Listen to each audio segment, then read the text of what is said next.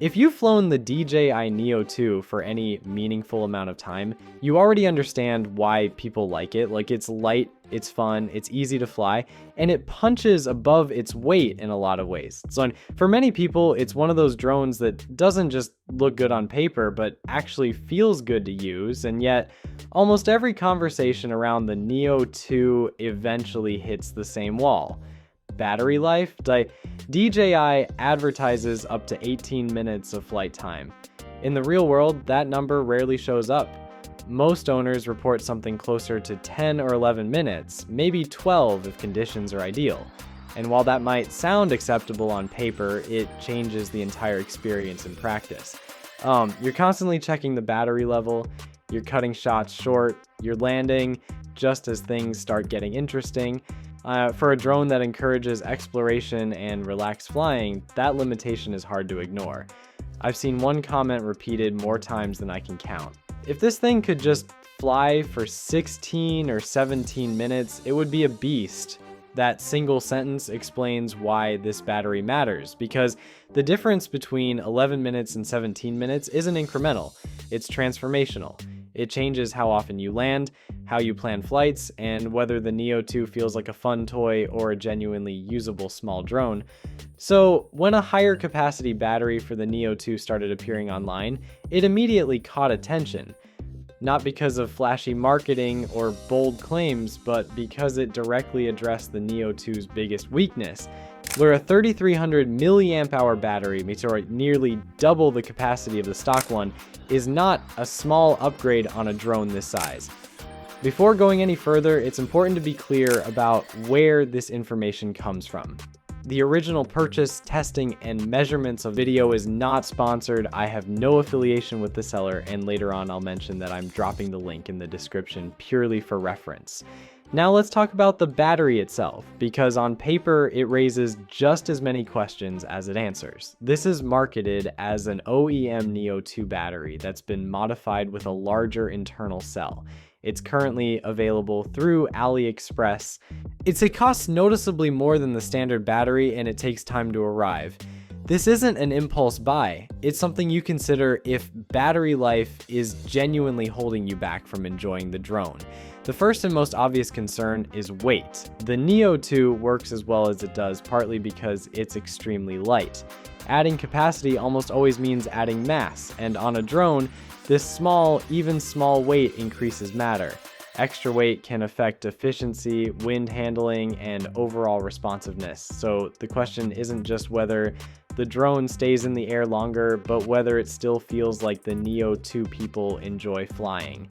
Compatibility is the next concern. Modified or third-party batteries often cause issue, like firmware errors, charging problems, inaccurate battery readings, or unexpected warnings. And if the drone doesn't fully accept the battery as legitimate, the upgrade quickly becomes more trouble than it's worth. So one of the first things to look for is how the Neo 2 reacts when this battery is installed. Charging behavior matters as well. A higher capacity battery takes longer to charge, and it can stress charging systems if things aren't handled properly. If charging becomes unreliable or inconvenient, that extra flight time may not feel as valuable as it sounds. So at this point, we have a battery that promises to fix the Neo 2's biggest complaint, but also introduces new variables: more weight, higher cost, longer wait time. And the question that really matters isn't whether the battery exists, it's whether the trade-offs actually make sense in real-world flying. That's where proper testing becomes important. And that's exactly what we'll look at next. To understand whether this battery actually delivers on its promise, the testing approach matters just as much as the numbers themselves. In this case, two types of flights were used to paint a clear picture. The first was a controlled indoor hover test, and the second was a more realistic outdoor flight that reflects how people actually use the Neo 2. The indoor hover test is simple but very revealing until it forced a landing at around 10% battery. This removes wind, speed changes, and pilot input that lines up almost perfectly with what most Neo 2 owners report in everyday use. The higher capacity battery installed, the same test was repeated under the same condition, the most controlled scenario possible. At that point, it's clear that the increased capacity is doing real work and not being canceled out by the added weight. But hovering indoors isn't how people fly, so the outdoor test is the one that really matters.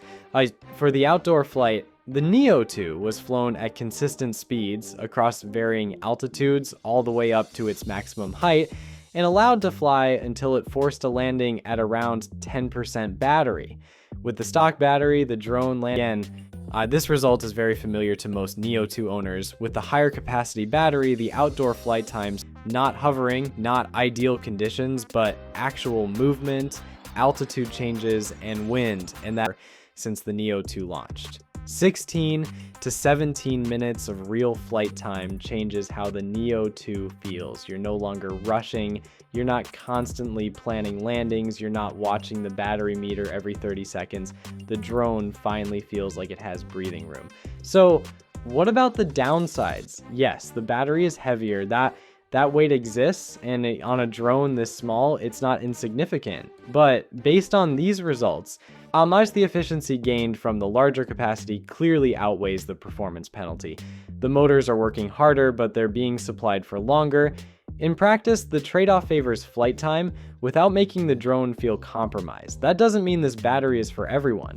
It costs more than the standard battery, it takes time to arrive, and while it behaves like an OEM battery in testing, it's still a modified product and not something DJI officially sells through its normal retail channels. Those are real considerations, and they matter depending on how you use the Neo 2.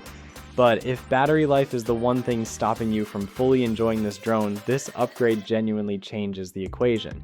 It doesn't turn the Neo 2 into a different drone, it turns it into the version people expected from the beginning.